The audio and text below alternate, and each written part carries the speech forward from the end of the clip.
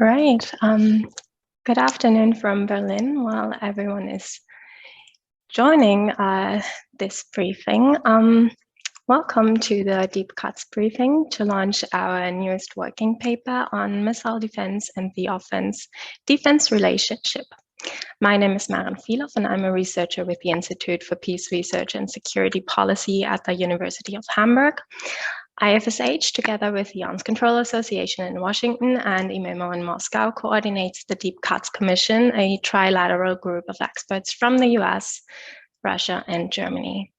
This year, we've also added the Young Deep Cuts Commission, a group of 12 exceptional young arms control experts coordinated by my dear colleague Franziska Sterk.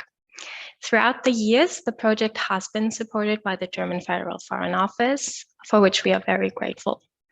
The project itself was established in 2013, and since then, the group actively participates in and contributes to the wider debate on arms control, especially nuclear arms control, by publishing statements, research papers, and through non-public as well as public briefings like this one today. We are very happy to introduce today our new working paper and discuss the findings with the authors. The paper can, of course, be found on our website, and the link will be posted in the chat as well. In the working paper, the three authors take a deep dive into the history of missile defense systems, as well as arms control efforts surrounding them, and they take a look into the future of arms control and missile defense. At the ongoing strategic stability dialogue between Washington and Moscow, missile defense is prominently back on the arms control negotiating table. While Russia wants missile defense on it, Washington not so much. Especially the interrelationship between the offensive and the defense forces and policies will be of interest. With the US capabilities at the core of NATO missile defense, Europe might not be at that table, but can't be taken out of the equation. This all you can read in an excellent paper written by our three authors, and I hope you will enjoy reading it as much as I did. So how can we avoid new arms races, and how do missile defenses affect strategic stability? What practical suggestions could be offered to limit the uncertainty over future missile defense capabilities, and how could these measures be operationalized? To discuss these and related issues with you, we are fortunate to have our authors and three of the leading experts with us today. From California, we have Steve Pfeiffer with us. Steve is a William J. Perry Fellow at the Center for International Security and Cooperation at Stanford University and a non-resident fellow with the Brookings Institution. From Moscow, we have Andrei Baklitsky with us. Andrei is a senior research fellow at the Center for the Euro-Atlantic Security of the Institute of the International Studies at the MGIMO University of the Russian Foreign Ministry and a consultant at Pearl Center. And from Oslo, our guest author, James Cameron. James is a postdoctoral fellow and assistant professor in the Department of Political Science at the University of Oslo, where he is also a member of the Oslo Nuclear Project. Before giving our panelists the floor, a few necessary remarks on the ground rules for today. This is an on-the-record meeting. We are recording it and we'll post it on the IFSH YouTube channel as well as our website. And for your questions, you can use either the chat or the Q&A function throughout the briefing. My colleague Oliver Meyer will help me screen the questions so I can put them to the speakers following their introductory remarks. With that being said, thanks for being with us today and discuss this important issue. And without further ado, over to Steve Pfeiffer and the United States. Well, thank you very much, Maren. And let me say how much I enjoyed working with Andre and James on this paper. I'm going to offer sort of the US perspective that's reflected in the paper and begin with the observation that American views on missile defense have evolved a lot over the last 60 years. So, for example, back in the 1960s, as the United States first began to think about strategic stability, stability was based on having a secure second strike capability that could absorb a first strike from the attacker and still devastate the attacker. And missile defense was seen as a negative factor in that equation. And that was one of the reasons that led to the conclusion of the Anti-Ballistic Missile Treaty in 1972 that strictly limited US and Soviet missile defense capabilities. But US views have changed. In the 1980s, Ronald Reagan announced the Strategic Defense Initiative, which had a very ambitious goal, the idea of trying to develop missile defenses that could defend the United States against a massive Soviet ballistic missile attack. But views evolved again in the early 1990s. At that point, you saw a scaling back of American ambitions. First of all, the technologies required to make strategic defense work proved much more elusive, and the costs proved far higher than anticipated. And in the aftermath of the first Gulf War in 1991, you saw a shift in American focus towards defending against shorter range ballistic missiles. But the idea of national missile defense never truly went away. And in 1999, the National Missile Defense Act declared US policy to defend the United States homeland against a limited ballistic missile attack of the kind that might be mounted by a rogue state. When George W. Bush came to office in 2001, he very much had this in mind. He quickly left the Anti-Ballistic Missile Treaty and deployed ground-based interceptors to offer some defense to the United States, deploying them by 2004, even though they'd not yet been fully developed or tested. So US missile defenses today include a variety of systems. There are 44 ground-based interceptors to defend the US homeland deployed in Alaska and California, with a plan to deploy 20 more by 2030. Moreover, there are a range of other interceptors, SM-3s, SM-6s, THAAD, PAC-C, that are designed to engage shorter range ballistic missiles. And those shorter range interceptors, in fact, have proven far more successful than the ground-based interceptors in their tests. And in fact, and the US military is even thinking about perhaps giving the capability, for example, to the SM-3 to see if it could have a reliable capability to engage intercontinental ballistic missile class targets. And these programs have caused concern in both Russia and China, though the Bush, Obama, and Trump administrations would all argue that their policy was not aimed at defending against either a Russian or Chinese ballistic missile attack. For those countries, they would rely on nuclear deterrence, but it was aimed as a rogue states, in particular North Korea.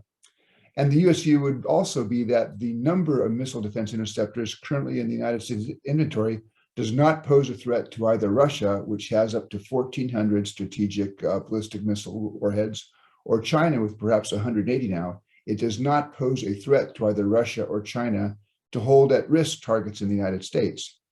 Now, missile defense technology could change, but the US military appears to believe that now and for some time to come, it's not going to have the ability to defend effectively against a large-scale ICBM, intercontinental ballistic missile, or submarine-launched ballistic missile attack, and that defenses really are focused mainly on small rogue state possibilities.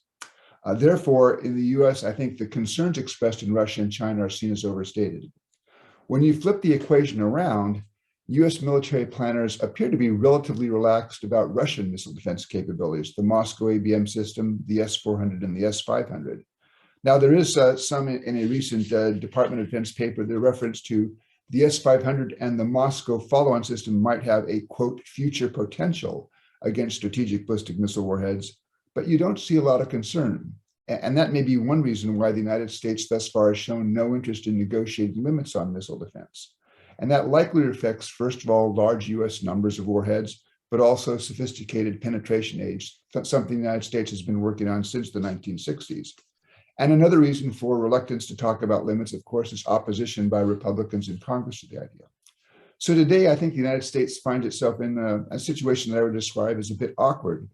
On the one hand, future technologies, for example, directed energy, might change the offense-defense calculation. But if you're looking now at strategic offense and strategic defense, now and for the foreseeable future, offense will win. Now, just give an example. The ground-based interceptor costs about $65 million each. It has a 50% chance of intercepting a target based on its test history. If you wanted a 90% chance of intercepting a target, you would have to use 4. So that's an investment of $260 million.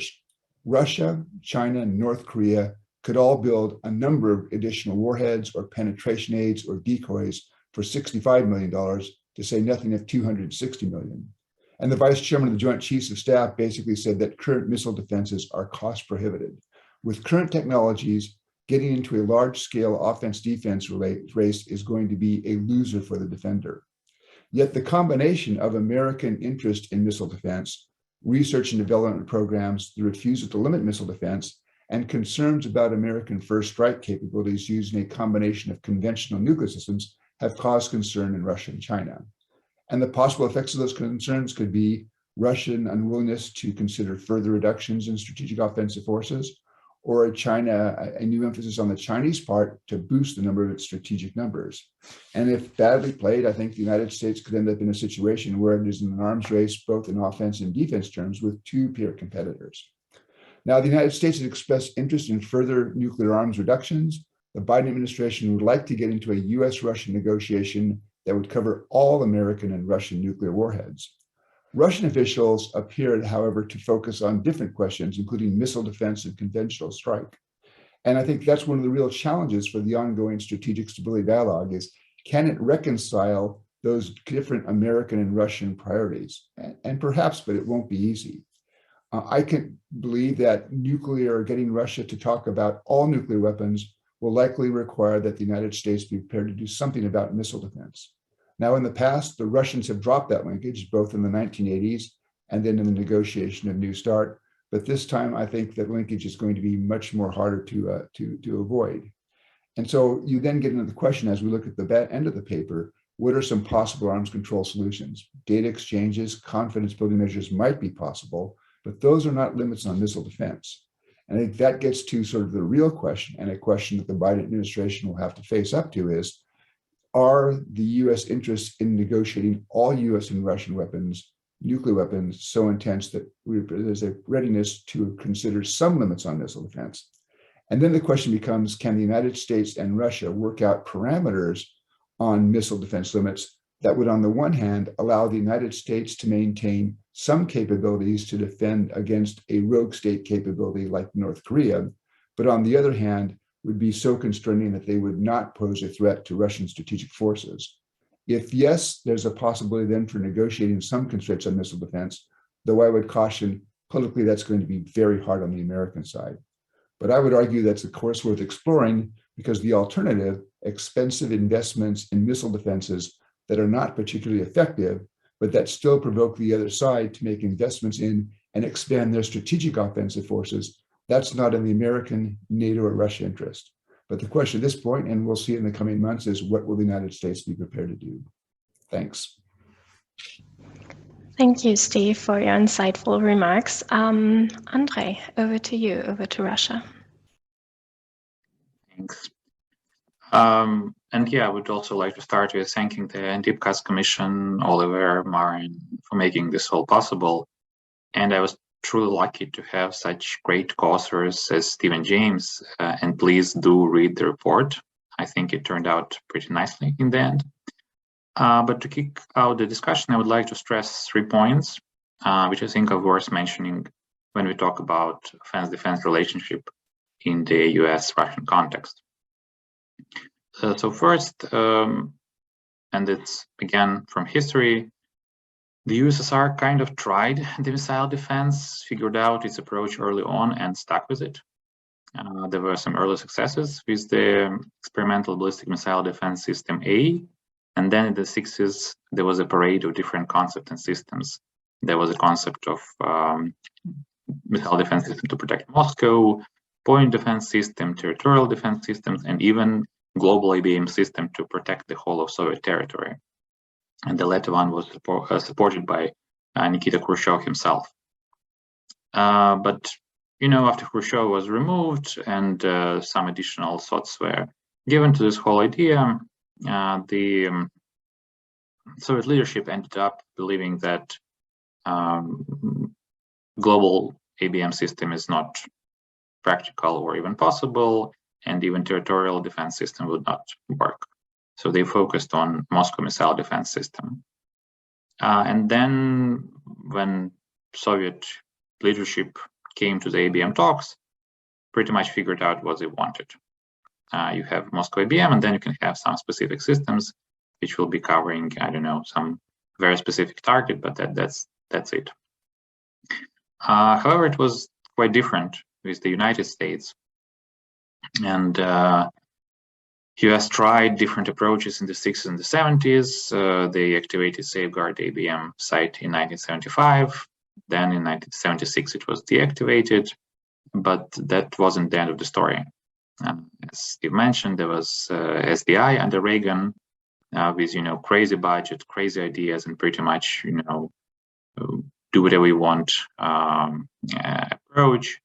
And actually, if you look for some of the countermeasures to that, you can still trace the lineage. So Avangard, for example, one of the new Russian delivery systems, boost glide vehicle, that's started as a response to Reagan SDI.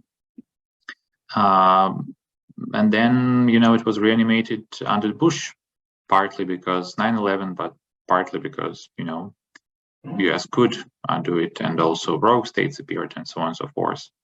And then again, it was reanimated under Trump. When you look at the new missile defense review of the Republican administration, all sorts of ideas are there: left of launch, lasers, airplanes, what have you. And Steve spoke at length about how the ABM system is just not cost effective, and defense always seemed to win. But the idea just wouldn't die.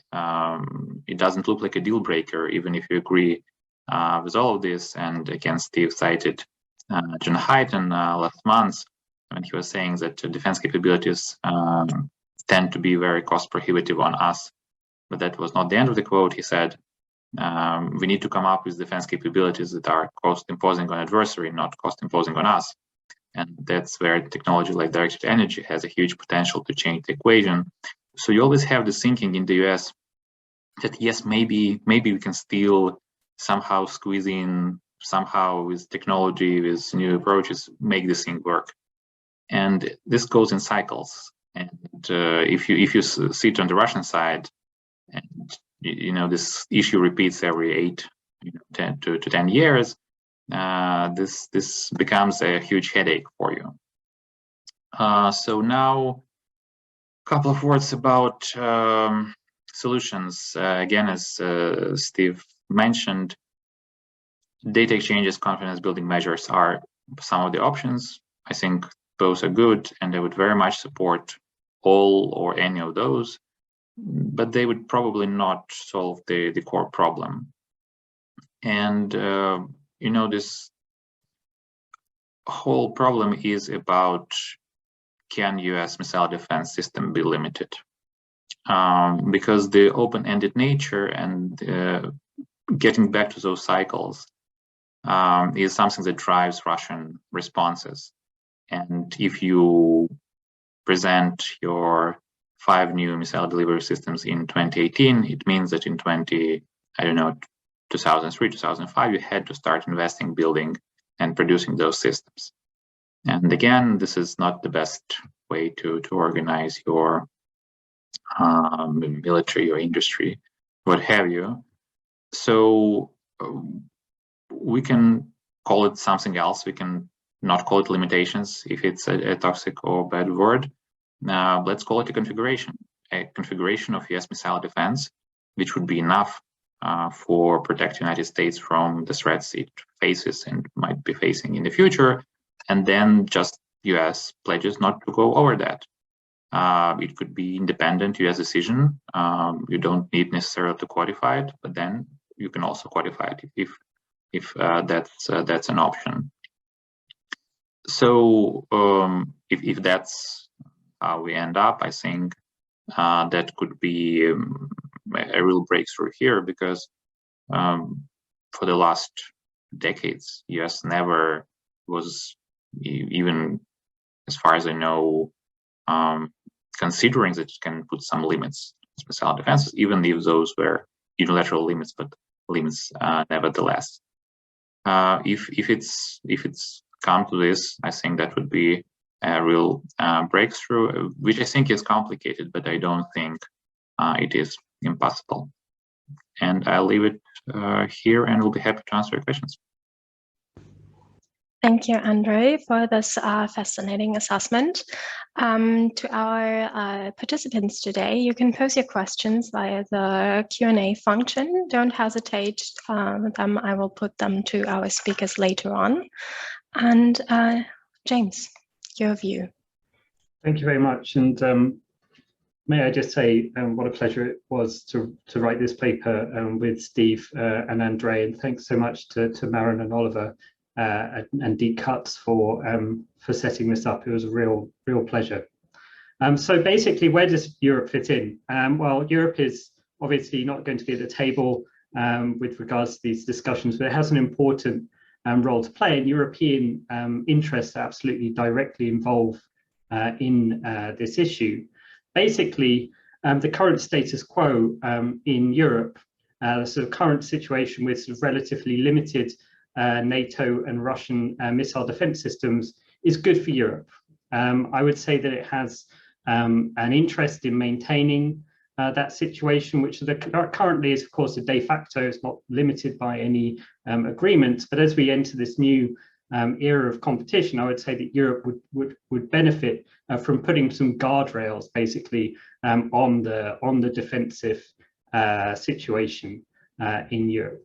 So why is the status quo beneficial? Basically, since the US withdrawal from the ABM Treaty in 2002, European NATO states have participated in a variety of capacities in US and NATO ballistic missile defense efforts, and that's been good. On the one hand, it's been beneficial because European NATO states have been able to maintain a hedge against Iran, the Iranian threat, potential future one, and also they're maintained and increased their own knowledge of missile defense technologies and operations. At the same time, that system, of course, has been strictly limited by NATO policy, explicitly targeted on non-Russian threats and with a big emphasis on affordability. And that has helped forestall any kind of major defense race in Europe. That's a good trade-off for Europe, I would say. You get the defensive knowledge, you get the hedge against Iran, but it means that there's not a sort of large European expenditure on a notoriously expensive technology.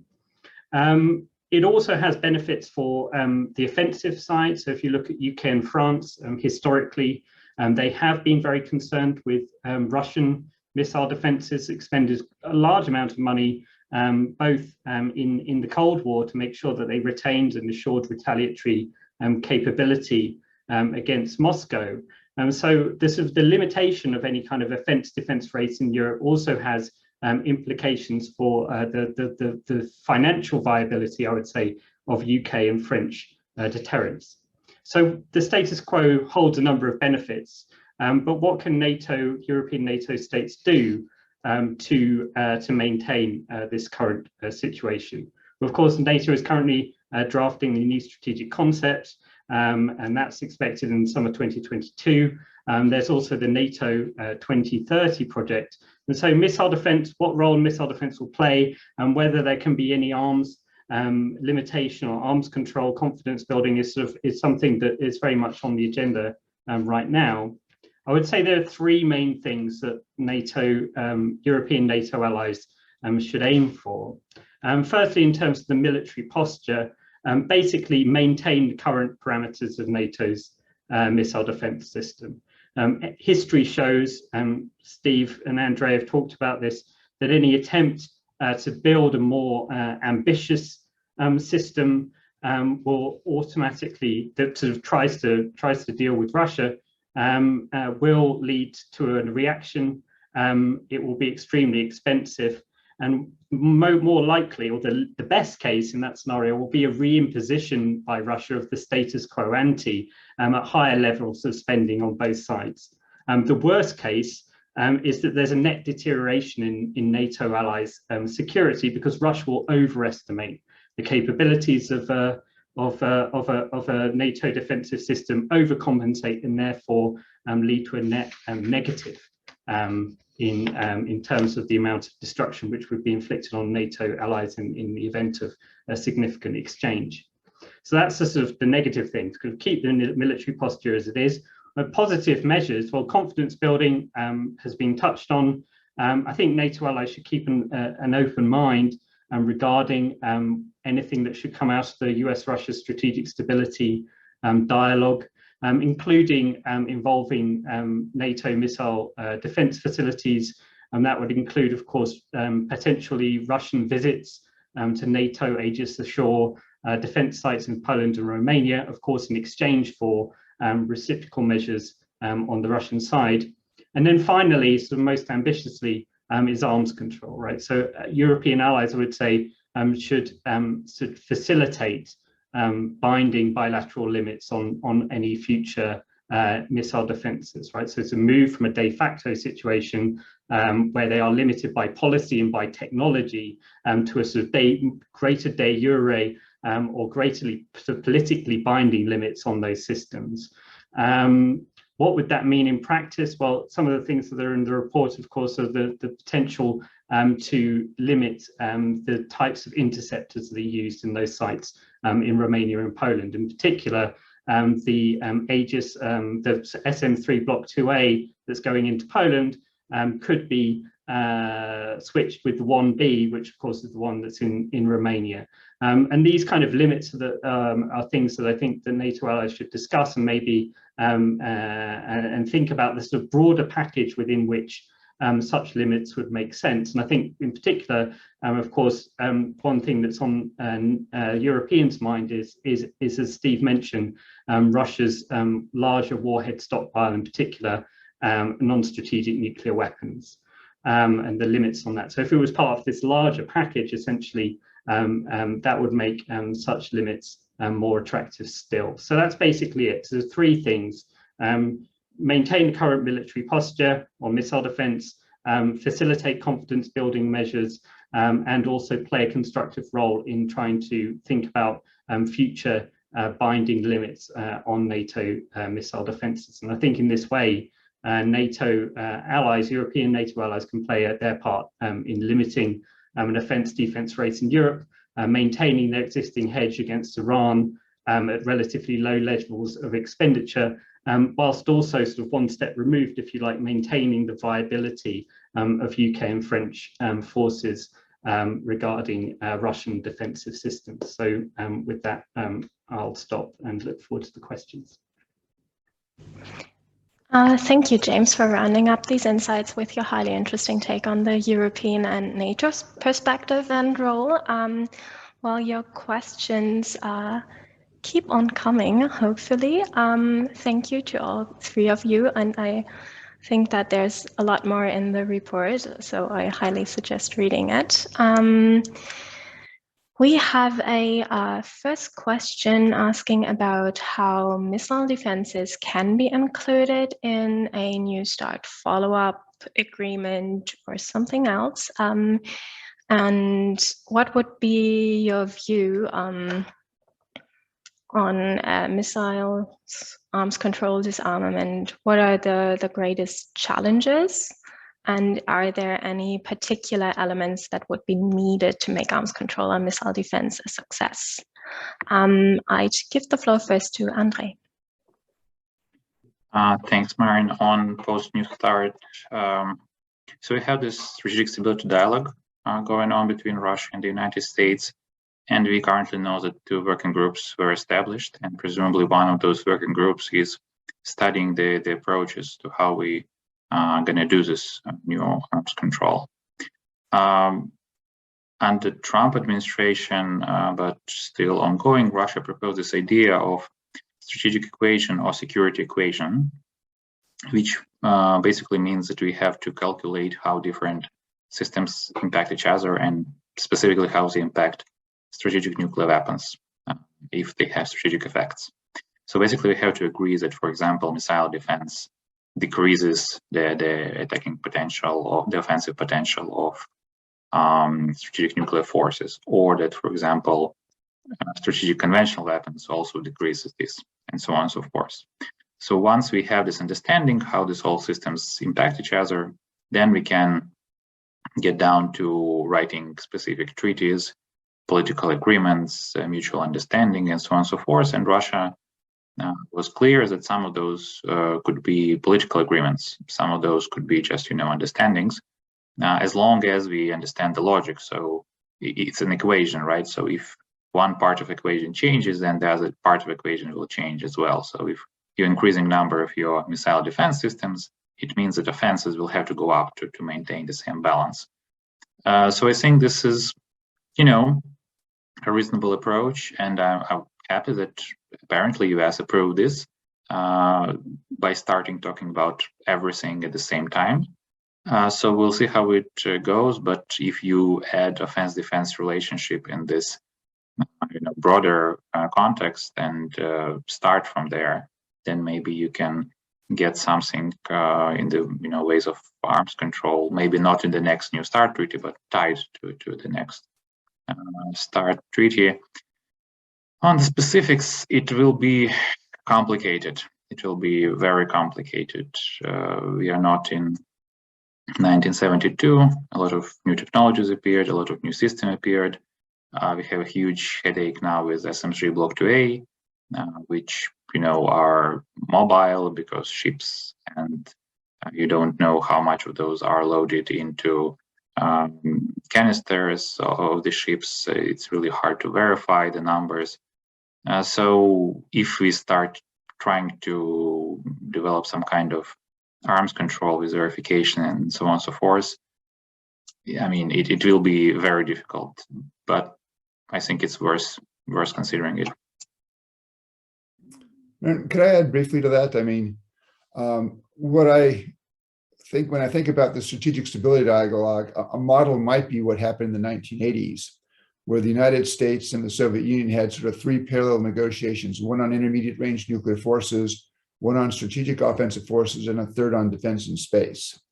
And so what may come out of this dialogue would be several different negotiations that might proceed in parallel. And then there would be a question, again, would the Russians maintain the linkage and say, look, we cannot have an agreement on strategic offensive forces, or on, again, if the Biden administration desire would be to cover all nuclear US weapons on the American-Russian side, unless there's something on missile defense. And if that linkage maintains, perhaps the way to do it would be to do time-limited or limited duration agreements. My guess is that the sides on strategic offensive forces would not want to do an agreement of infinite duration, but say they did an agreement that covered all American and Russian nuclear weapons of 10 to 15 years duration. Perhaps you could have an agreement on missile defense of a similar duration that would then have at least an implicit linkage there.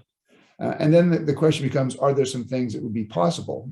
I look at the US missile defense plans right now. Ironically, under the Anti-Ballistic Missile Treaty, the United States could have had 100 interceptors. Right now, the US plan is to have maybe 64 interceptors by 2030 that could reliably engage a strategic ballistic missile warhead, although in different locations than the ABM treaty would have allowed.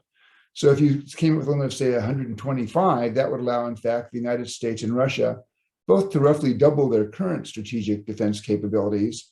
And over 15 years, that might be a way to work out an agreement, which on the one hand allowed the American side a capability to defend against a rogue state, but would likely be assuring to the Russian side that it would still retain the capability to conduct a second strike against the United States. Thank you, Steve. We have another question by our young Deep Cuts Commissioner, Tim Tees. He writes that the report states that a similar logic to a use them or use them situation held if both sides had missile defenses. He refers to page 6 here. Does that mean that a situation in which both sides have missile defenses would be less stable than a situation with lower levels of nuclear forces in which neither side has missile defenses? Anyone up for that question? James. Yeah. Okay, yeah. So I've actually been reading a lot recently about strategic stability in the 80s. So I've kind of been thinking about this a little bit. Yeah, but basically the situation, what you want to do to create a stable situation is limit the quality, really. That's a key element, right? So the lower the forces that you have, the greater importance, both limits on the quality of your offensive forces and on missile defenses become, because the fewer units that you have, the more important it is to limit the ability of the offensive side to conduct a perfect counterforce first strike. So that's one thing, is that it's not just about lower or higher levels, it's also about the quality of those offensive forces. On missile defenses, yeah, they become increasingly important as forces decrease. Basically because the record, as the report shows, of defensive systems is pretty bad when it comes to strategic offensive forces. So if you have a system with a poor record, when you have higher levels of offensive forces, it doesn't matter so much. But as you get lower, even a bad system can become strategically quite significant. So I would say there's a sort of the two things that you need to do to maintain a stable situation at lower levels. You have to limit the counterforce capability of your offensive systems, and you need to limit missile defense systems as well. Thank you, Andre. Yeah, just to add a little bit to what James said. Yeah, and this is actually the paradox of missile defenses, that missile defenses, if you plan them in, damage limitation way, they would only work if you had used your first strike, because it cannot absorb the, any meaningful first strike. But then if you hit it first, then you have some chance that the damage will be limited. So that's one of the points which make it destabilizing, that it pushes one of the sides to go for it.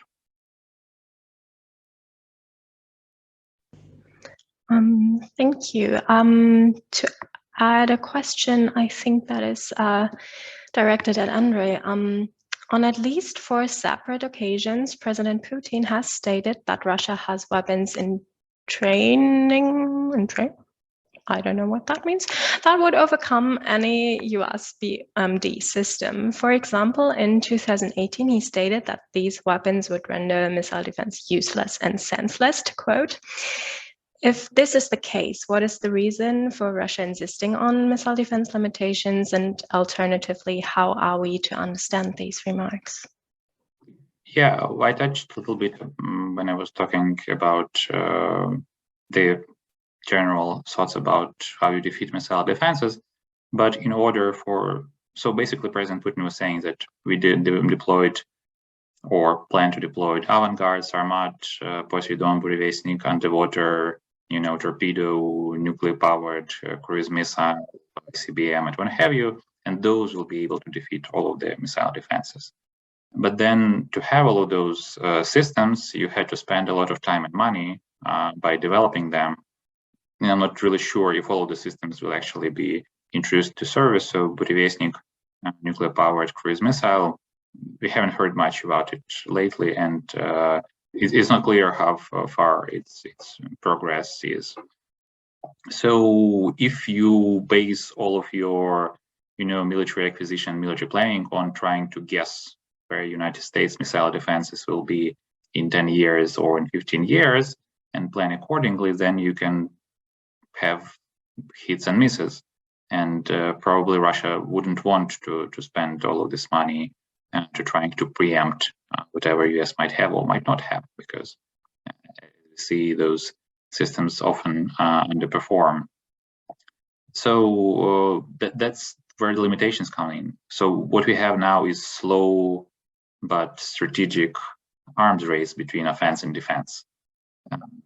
It would be nice to not have it, and that's basically what we are proposing. But also, things change, and oftentimes they change quite fast. So, all of a sudden, SM-3 Block 2A can now intercept, presumably, ICBMs. Of course, the numbers are still small, but then you can imagine that you can build those much faster, that you can build the GBIs, and you already have launchers for them, and so on and so forth. So Russia, one of the reasons Russia is concerned also is this: US is building a lot of infrastructure, which can then be used if you somehow break through. You already have radars, you already have, satellites, you already have ships which can be equipped with those new systems. So all of this is also seen as potentially, leading to some future breakthrough by the United States.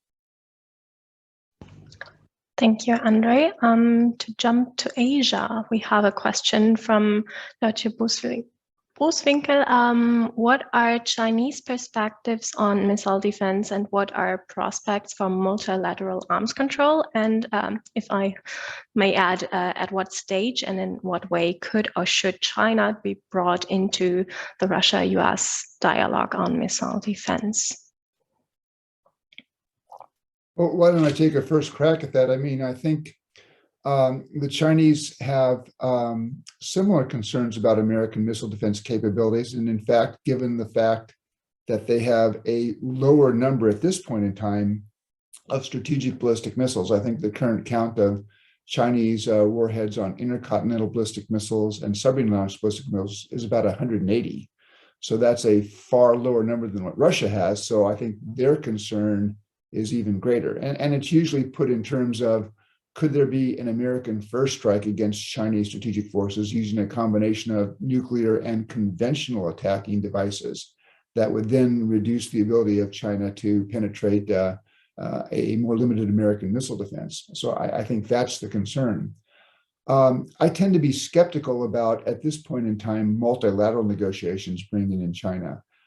In part because the Chinese have taken the position that, given the disparity in numbers between the United States and Russia up here, and at least at present, China at a considerably lower level, it's hard to find a negotiation that would produce a treaty that would have equal limits. I don't think Washington and Moscow are now prepared to reduce to China's level. And I don't think Washington and Moscow would be prepared to agree that China could build up to their level. So the approach I would think would make sense is if you could do another bilateral US-Russia agreement, ideally covering all American and Russian nuclear weapons with some reductions, and then approach China. And my guess is because the Russians would want to bring in Britain and France, but ask those other three countries perhaps to agree not to increase. It makes no sense for them to be increasing as long as the United States and Russia are reducing. That might be a start. And then later on, you might figure out a multilateral formula that would work. But I think given the wide differences between the United States and Russia on one hand and everybody else at present, a multilateral negotiation is very hard to do. Andre, you want to add? Yeah, I'm sort of a sales agent for this Russian strategic security formula or equation. But again, something that Russian official has stated. So once you have this basic understanding of what impacts what, then you can start developing specific treaties, agreements, understandings, and those don't have to be necessarily bilateral. So we can agree with the United States on strategic systems, maybe on non-strategic systems, but then if you believe that some other aspect can benefit from some other country joining and the country is interested, so sure, why not? On weapons in space, I don't know if we be looking at that and we can bring maybe Chinese in, maybe other space powers in on missile defenses. If we are talking purely and solely about limiting missile defense as a separate negotiation, I don't see why China wouldn't be interested in this kind of approach. They won't limit US missile defenses. They don't have much of their own to limit. So that could be interesting to them. I'm not speaking for Chinese, obviously, and neither I'm speaking for the Russian Federation. But it seems that that could be a possibility. And just a small aside, there is this almost religious belief in the West that China is not interested in arms control. China is not interested in talking about arms control. I don't think that's fair. China is not interested in kind of arms control the US is trying to suggest to China. China is not interested in limiting its nuclear arsenal. That's clear.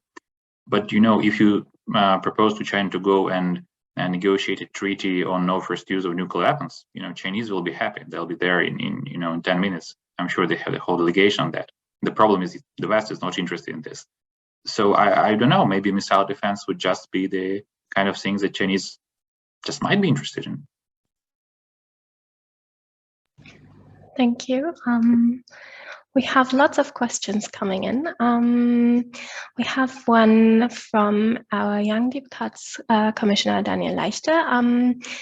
Presumably to Steve, could you shed light on the ABM discussion in US domestic politics? Do the parties have different views on pushing for ABM development and arms control?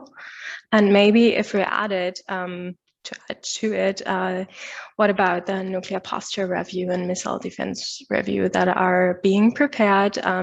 Could those include missile defenses in arms control arrangements? And could you say something about the bipartisan support for ballistic missile defense? I hope that merges together well, Steve. Yeah.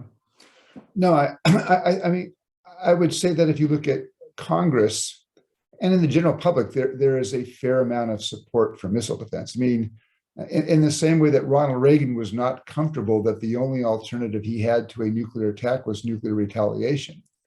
But having said that, I do think that there is a difference between the two parties, as I think one could imagine some circumstances in which the Democrats would be prepared to accept some missile defense limits if that was useful or important to get an agreement reducing nuclear forces. I think that would be much harder to see on the Republican side, where support for missile defense is very strong and sometimes seems to be almost theological. I'd describe that. So, for example, you had a press coming from Republican members of Congress about 6 years ago to build a third site. Right now, American ground-based interceptors are deployed in Alaska. 40 are in Alaska, and 4 at Vandenberg Air Force Base in California.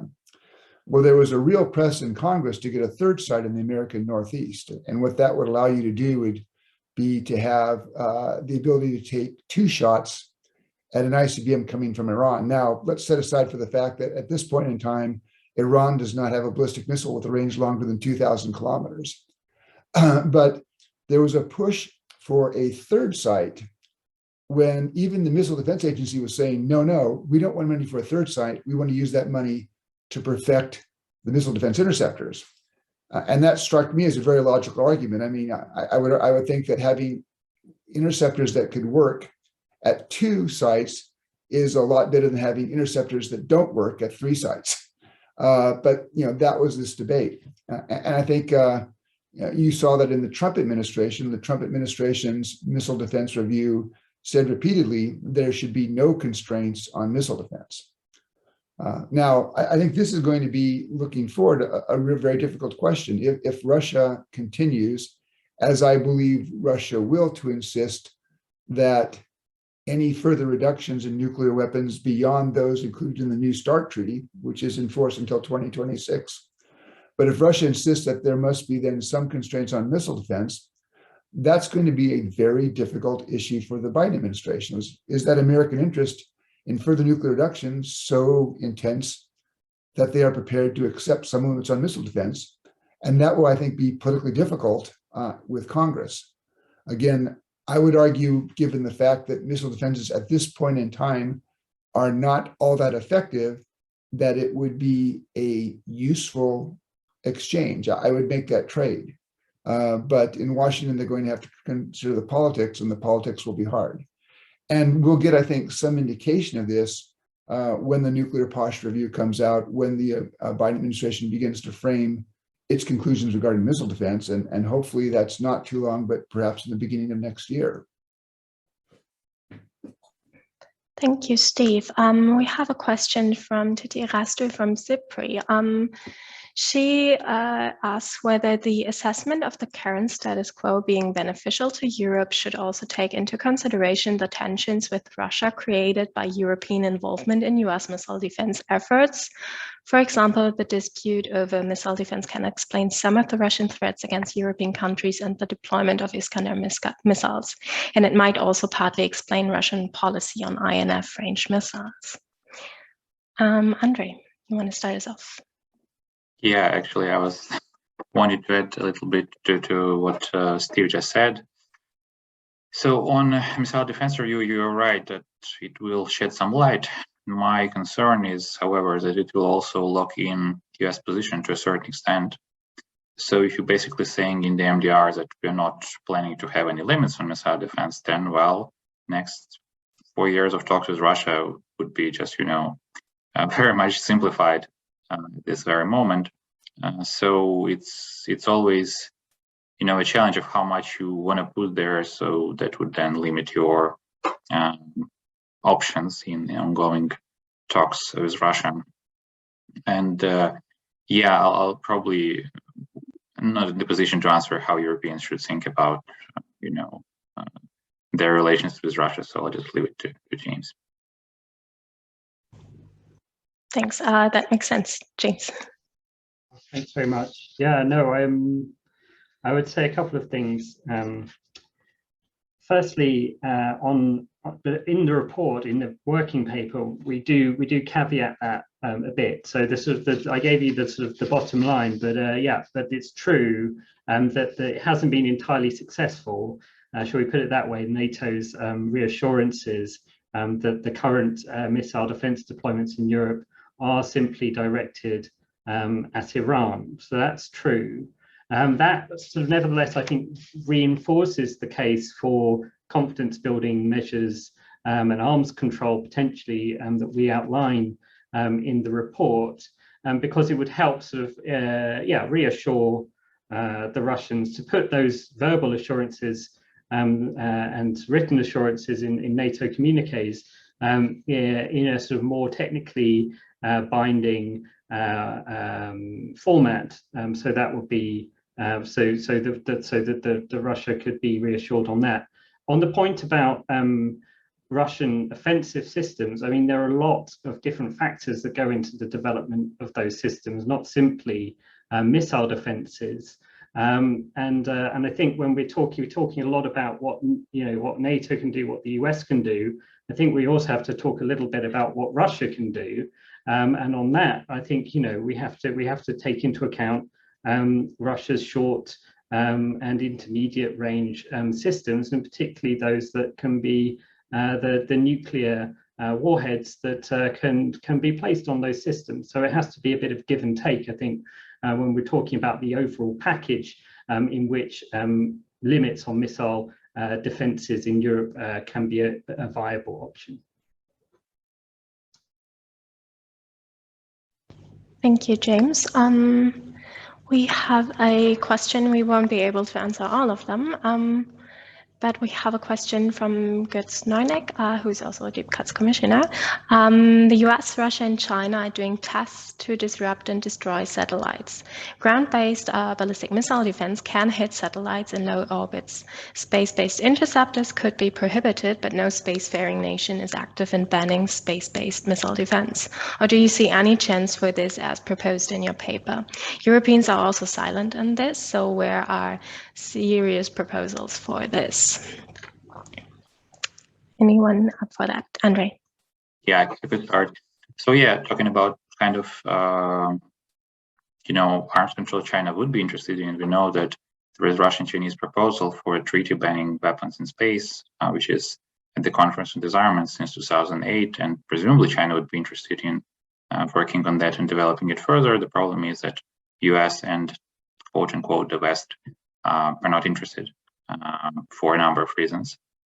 So basically, I would say that yes, banning interceptor in space would be a great idea, because again, one of the ways you can create a working missile defense would be to put something in space. It would be, much more beneficial for the defense to have it already there. I don't think that Russia has any plans, or China for that matter, to put missile defense elements in space, so they would be happy to agree to ban them. But as you've seen, at least there is almost a consensus in the West or in the United States, that space-based sensors are fine and you need more of those. Maybe missile defense elements at some point, and we should look into it and study it more. So that's where discussion stands. And on the hitting, satellites with missiles, I would say that Russia is probably the only country which never done it. Neither Soviet Union nor Russia direct intercept with satellites. China, US, India all did it. Yeah, let me say, I think this will be an interesting area to see where the Biden administration comes out. I mean, for most of the last 60 years, space has been a sanctuary. There have been only very limited capabilities to strike objects in space. And the US military, therefore, has become very reliant on space for early warning, for command and control, for intelligence, surveillance, reconnaissance, for communications. A whole host of things are up there. And there does seem to be a recognition now that the space is no longer the sanctuary that it once was. And so my question would be would that lead to a change in attitudes? And one thing, for example, a ban on space-based interceptors. I mean, that might be an initial step, because although there has been talk about that in the past, I don't think you see a serious US program now to develop the space-based interceptors in the near term. So, would that be some way to address at least part of the Russian concern about missile defenses and perhaps the Chinese concern? Something that you could do, obviously not on its own, but it would be probably tied to some arrangement regarding reductions in offensive forces. But that might be a half step on the basis that sometimes it's easier to ban things, or at least temporarily prohibit them, when you don't actually have them, as opposed to develop them and then try to constrain them. But I think it'll be an interesting question to see if the US military's perspective on measures regarding space is changing simply because we have systems now that will be increasingly vulnerable without some protection for systems in space. Thank you. James, you want to add something on why Europe is silent about space-based missile defense? Well, I mean, I don't know the detail, but there is a UK resolution, sponsored resolution that's sort of for the UN on responsible behaviours in space. So it's not true that Europe, if you still count the UK as part of Europe, it's silent. Completely silent on space and the way to preserve the integrity and security of space. On the sort of particularly on the issue of space-based missile defenses and that sort of thing. I mean, it's true that on the one hand, it's easier to limit things that one doesn't have. I think also the history of arms control shows that one has to live. The best way is to not to have done it, but to have the capability of doing it. And that kind of gives both sides the incentive to come to meaningful limitations. When it comes to Europe, they haven't done it. Do they have the capability of doing it? Well, it's probably less credible capability of doing something like that than the United States, Russia, or China. And so therefore, perhaps it's not really a place where the focus, I suppose, of European efforts have been, because there isn't that threat, that credible threat that Europe could actually proceed in that direction in the way that the United States, Russia, or China could do. Thank you. Unfortunately, our time has run out, though I'm sure we could have discussed much more for much longer, and we are happy to facilitate more discussions on this topic and the rich working paper you three have put together. Thank you to our three panelists and to all participants for today's illuminating discussion. Thank you.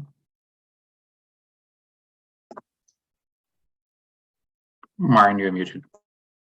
Oh, I'm so sorry. Thank you, Andre. Well, unfortunately, our time has run out.